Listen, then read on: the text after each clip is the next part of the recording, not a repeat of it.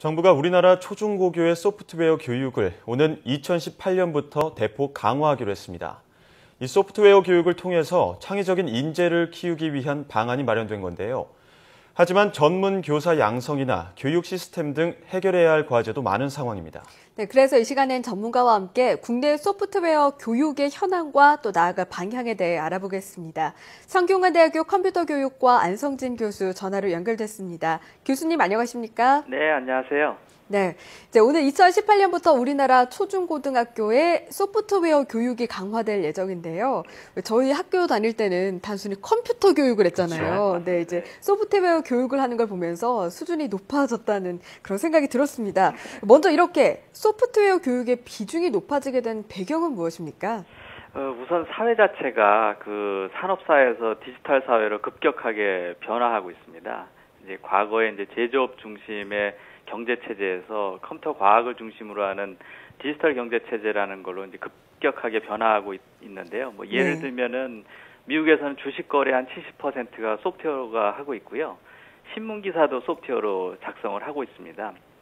영국 같이 이 산업혁명을 이끌었던 그런 나라에서는 그 디지털 혁명을 주창하면서 올해부터 이미 초중고의 전 교육 과정에서 소프트웨어를 필수로 해서 이제 교육을 하고 있습니다. 이에 따라서 이제 정부에서도 소프트웨어 중심 사회를 선언하고 초중고 소프트웨어 교육 강화를 천명하게 된 것입니다. 예. 그렇다면 이 학생들을 소프트웨어 중심 사회의 인재로 키우기 위해서 구체적으로 초등학교와 중학교, 고등학교에서 각각 어떤 교육이 이루어지나요? 우선 초등학교에서는 실과에서요. 17시간을 이제 정보 윤리나 뭐 소프트웨어 이런 거를 포함해서 이제 소양 중심으로 교육을 하고요. 그 중학교가 사실 이제 가장 큰 변화를 가져왔는데요. 그 소프트웨어 관련 과목인 정보라고 하는 과목을 이제 교과로 독립시키고 그 34시간 이상을 교육하도록 하고 있고요. 고등학교는 이제 정보라는 과목을 일반 선택으로 할 수 있게 이렇게 하고 있고, 대학 같은 경우에는 지금 미래부에서 그 소프트웨어 중심 대학이라고 하는 사업을 공고를 했습니다. 그래서 이걸 통해서 이제 소프트웨어 인재 양성, 소프트웨어 융합 인재 양성 이런 거 이제 방안을 제시하고 있습니다. 네, 이렇게 창의적인 인재를 키우기 위해서 소프트웨어 교육을 강화하겠다라는 방안을 내놨는데, 하지만 좀 우리나라 교육의 아쉬운 점 중 하나인 것 같은데요. 학부모들은 이제 또 소프트웨어 학원을 보내야 하나 이런 생각도 들 것 같아요. 이렇게 소프트웨어 교육이 도입이 되면서 학생들의 부담도 커지지 않을까 좀 그런 생각도 드는데, 이게 성적에도 반영이 되는 겁니까? 우선 그 사회적인 추세로 보면 학교 현장에서 만약에 소프트웨어 교육을 안 한다라고 하면 사교육이 오히려 크게 발생할 수 있다, 이렇게 보셔야 되는 게 맞을 것 같고요. 반대로요? 예, 그렇죠. 이제 왜냐하면 사회적인 요구는 높은데 학교 공교육에서 이걸 커버하지 못하면 오히려 그 문제가 발생한다, 이렇게 보고, 그다음에 이제 뭐 교육의 그 평가나 뭐 이런 내신이나 이런 부분에 있어서는 그 수업을 하게 되면 내신에 반영한다, 이렇게 봐야 되는데요. 이제 대학 입시하고는 현재 전혀 무관합니다. 입시하고는 전혀 상관이 없고요. 다만 이제 앞으로 그 미래부에서 발표한 소프트웨어 중심 대학이라는 게 선정이 되면 그 대학들에서는 입시에 반영하도록 되어 있거든요. 그래서 앞으로는 이제 소프트웨어 중심 대학을 중심으로 해서 이제 소프트웨어를 잘하면 이제 관련 학과에 진학할 수 있는 그런 요소가 생길 것으로 알고 있습니다. 예, 그리고 또 하지만 일각에서는 소프트웨어 교육에 필요한 교사가 부족하다는 의견이 있는데요. 이 부분에 대해서는 어떻게 보십니까?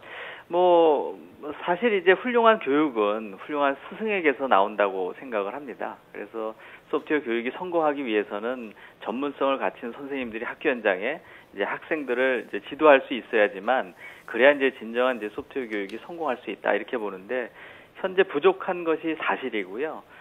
올해도 이제 중등 컴퓨터 교사 선발 인원을 보게 되면 그 31명밖에, 전국에서 31명 정도밖에 충원을 안 하는 그 현실이라서 좀 걱정이 되고 있습니다. 그래서 제 생각에는 그 내년부터라도 한 해 한 200여 명씩 한 10여 년간은 선발을 해야 되지 않느냐, 뭐 이렇게 보고 있고요. 또 기존 교사 같은 경우도 연수를 통해서 소프트웨어 교육 방법론을 향상시킬 필요가 있다, 이렇게 보고 있습니다. 네, 소프트웨어 교육을 담당하는 교사에 대한 교육 문제도 함께 예, 예. 해결해 나가야 할 것 같습니다. 맞습니다. 예. 네, 그런데 이제 또 코딩에 대한 이야기가 많이 나오는데요. 요즘에는 예. 초중고등학생뿐만 아니라 대학생들도 이제 신입생들 같은 경우에 컴퓨터 프로그래밍을 하는 코딩 교육을 의무적으로 받고 있는데 이게 올해 처음 도입이 됐는데요. 코딩하면 사실 저도 좀 어렵게 느껴지거든요. 예, 예. 이게 공과 대학생이 아니어도 수업을 듣는데 좀 어려움이 없겠습니까? 원래 그 소프트웨어라 그러면 컴퓨터 전공자들이 배우는 특별한 그 언어가 있습니다. 이제 예. 그 언어들을 배운다고 생각을 하는데 요즘에는 그 교육용 프로그래밍 언어가 많이 나와 있습니다. 이제 이런 언어들은 이제 초등학생들도 쉽게 따라하고 이제 실제 교육 현장에서도 사용이 되고 있거든요. 그 뭐 간단히 말씀드리면 키보드에 입력하는 거 없이 예. 마우스만 사용해서 코딩이 가능한 그런 언어들도 있습니다. 아, 그렇군요. 예, 근데 이제 사실은 그 언어 자체가 문제가 아니고요. 그 사고력에 대한 그런 교육이 따라가질 못해서 그 사고력이 뒷받침이 안 돼서 사실은 어렵다고 느끼는 게 많이 있습니다. 그리고 이제 어렵다고 많이 느끼는 현상 중에 하나가 대부분 그 인문사회라든지 이런 예술이라든지 이런 학생들을 그 가리킬 때 네. 컴퓨터를 전공한 전공자들만을 가르쳐본 교수님들이 예. 자기 분야의 그 학생들 가르치듯이 교육을 하는 것이 이게 조금 문제라고 보고 있습니다. 즉 교수법에 네. 좀 차별화된 교수법이 접근을 해야 되는데 이게 이제 문제라고 보고 있고요. 그래서 네. 이런 방법들만 개선을 하면 그 얼마든지 할 수 있다고 봅니다. 네, 예, 소프트웨어 교육이라고 해서 뭐 기계적인 것만 배우는 게 아니라 인문학적인 것도 함께 이루어져야겠네요. 그렇습니다. 예, 예. 예, 뭐 실제로 뭐 교수법도 조금 개선이 돼야 될 것 같고요. 예. 그리고 또 학생들이 많이 어렵다고 느끼는 학생들이 많다고 했는데 예. 실제로 다른 과 학생들도 이 소프트웨어 강의를 들을 때 도움이 된다고 느끼고 있나요? 뭐 일부 대학에서 실시를 한 결과를 보게 되면 그 뭐 압도적인 비율로 학생이 도움이 된다 이렇게 느끼는 것 같지는 않습니다. 근데 이제 사실은 우리가 영어를 교양 필수로 처음에 전 학년이 배우게 될 때도 같은 과정을 겪었는데요. 내가 이런 분야의 학문 분야를 하는데 내가 왜 영어를 배워야 되느냐 뭐 이런 반발이 처음에 있었거든요. 예. 예, 그럼 똑같이 소프트웨어도 마찬가지라고 봅니다. 그리고 이제 그 다소 학생들이 소프트웨어가 필요하지 않다라고 느낀다 하더라도 대학이나 뭐 초중고나 다 마찬가지입니다만 학교에서 가르쳐야 할 거는 가르쳐야 한다고 봅니다. 네. 특히 이제 대학 같은 경우에는 미래 100년을 내다보고 인재를 양성하는 거지 뭐 100년 전에 필요한 그런 그 역량을 가진 학생들을 길러낼 수는 없지 않겠습니까? 예. 예. 예, 그런 측면으로 보셔야 된다고 봅니다.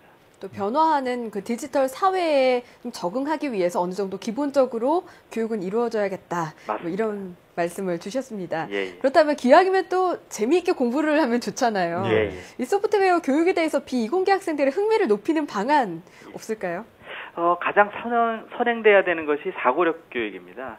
예. 제가 학생들이 왜 코딩이나 이런 거를 어려워하느냐라는 걸 제가 이제 설문조사를 해보니까 네. 첫 번째로 뽑는 것이 이 코딩 문제를 딱 받아들이면 이걸 어떻게 코딩하고 연결시켜야 하는지 이런 걸 잘 모른다는 겁니다. 예. 그래서 우리가 이제 컴퓨테이셔널 싱킹이라고 그러고 우리말로 이제 컴퓨팅 사고력 이렇게 부르고 있는데요. 네. 이제 컴퓨팅 사고력에 대한 훈련을 먼저 하고 그다음에 이제 코딩에 들어간다라고 하면 이제 큰 무리 없이 코딩을 받아들일 수 있다라고 보는 거고요.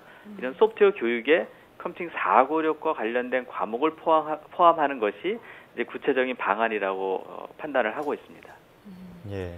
그렇다면 끝으로 학생들의 소프트웨어 역량을 늘리기 위해서 아까는 뭐 교수법 개선에 대해서도 말씀을 해주셨지만 교육 차원에서 보완해야 할 점과 또 나아가야 할 방향도 좀 짚어주시죠. 우리가 이제 영어 교육 같은 경우도 어릴 때부터 교육 효과가 큰 것처럼 컴퓨터가 사용하는 언어를 교육하는 소프트웨어 교육도 어릴 때부터 하는 것이 필요하다고 판단을 하고 있고요. 네. 그리고 이제 재능이 있는 학생들, 그러니까 어렸을 때부터 이쪽에 재능을 보이는 학생들이 이제 관련 학과에 진학을 해서 우리나라 미래 소프트웨어 인재로 커갈 수 있는 그런 초, 중, 고, 대학의 파이프라인이 형성돼야 된다고 판단을 합니다.